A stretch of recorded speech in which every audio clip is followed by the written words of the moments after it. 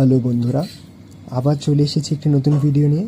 তো আজকের ভিডিওতে আমরা একটা থিম বেস কাজ করছি, যা হবে বিভিন্ন আর্ট ফর্মের উপরে। তো আজকে আমি একটি আর্ট ফর্ম তোমাদের সামনে তুলে ধরছি। তো আজকে আমি করছি কথাকলি, যা কেরল রাজ্যের একটি বিখ্যাত নৃত্যশৈলী। এটি সাধারণত হিন্দু মহাকাব্য এবং পুরাণ থেকে নেওয়া গল্পের ওপর ভিত্তি করে তৈরি।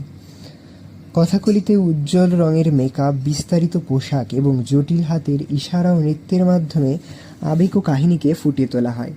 এই কথাকলি 17 শতকে কেরল রাজ্যে বিস্তার লাভ করে, যা আজ এক ব্যাপক আকার ধারণ করেছে।